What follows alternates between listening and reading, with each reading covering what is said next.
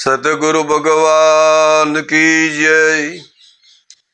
પરમાત્મા કેવો હોય એના માટે એક દ્રષ્ટાંત છે।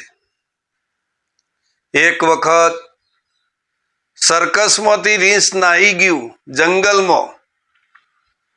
હવે રીંછ વગર તો ખેલ થાય નહીં, એટલે સર્કસના આગેવાન હતા એમને પેપરમાં જાહેરાત આપી કે અમારું રીંછ જંગલમાં નાસી ગયું છે, એના બદલામાં કોઈને નોકરી કરવી હોય તો જગ્યા ખાલી છે।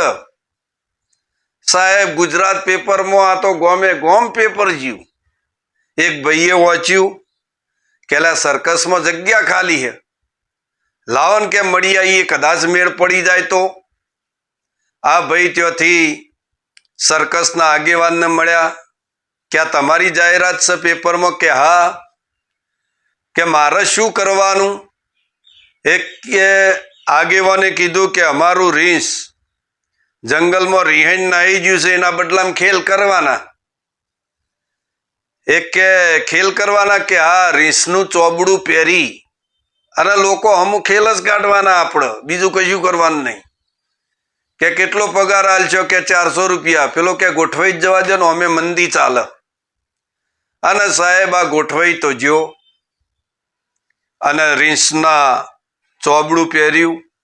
ચોબડું પહેરીને લોકો હમું આમ ખેલ બતાવતો હતો। એક ખેલ બતાવ્યો, બે ખેલ બતાયા, 3 ખેલ બતાયા। એમાં હાથમો ખેલ જે હતો એ વાઘ હોમું હતો, અને વાઘ હોમું હતો એટલે આ રીંછ હતો ને એ ભડચ્યો કે આ તો બધા ખેલ પતી ગયા, બરાબર છે, પણ કે આ વાઘના જો જાળીમાં પડ્યા ને તો વાઘ આપણને ખાઈ જા। સાહેબ, ગભરાતો જાળીના ઉપર ઉભો રહેલો ને સર્કસના આગેવાને કીધું કૂદકો મારો, અને સાહેબ કૂદકો માર્યો જાળીમાં વાઘ હતો, અને વાઘે ત્રાડ મારી।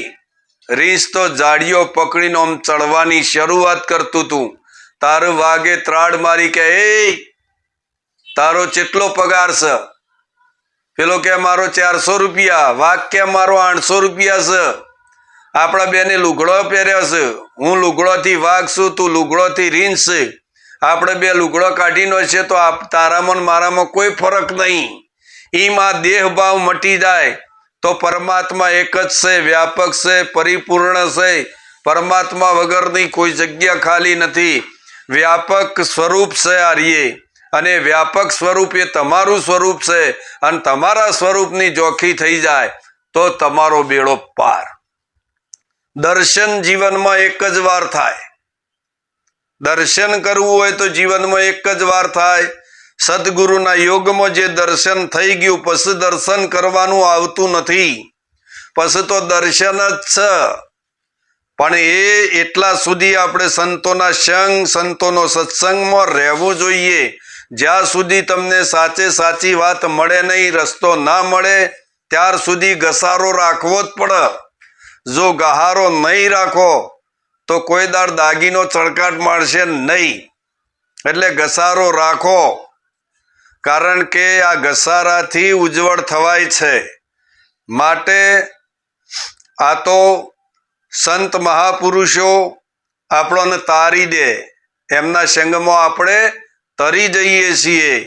માટે ગમે તે થાય પણ સંતનો સંગ ક્યારે બી મિલતા નહીં, નકર જીવનમાં તમારે પસ્તાવવું પડશે। માટે સંતો, સદગુરુ અને જે સંતો હોય એમનો આપણે કાયમી સંગ કરી અને સત્સંગ કરી આપણું જીવન ઉજ્જવળ બનાવવાનું છે। કારણ કે આપણે જ્યોત્યો વાતોમાં પડવાનું નથી। કારણ કે એક સંતે કીધું છે, મૂળદાસે, કે જેને કબૂદીમાં મોડ્યા કોણ, સંગત એને શું કરે? સાલાઓએ કબૂદીમાં મોડ્યા છે કોણ, પછી સંગત શું કરે? પછી કે અમને જ્ઞાન નહીં થતું, અમને ખબર નહીં પડતી, અમને દર્શન નહીં થતું। અરે ચોથી દર્શન થાય તમને? તમે કબૂદીમાં મોડ્યા છે કોણ, એટલે કબૂદીમાંથી કોણ કાઢી અને સંત તરફ લક્ષ્ય લઈ લેજો, તમારો બેડો પાર થઈ જશે।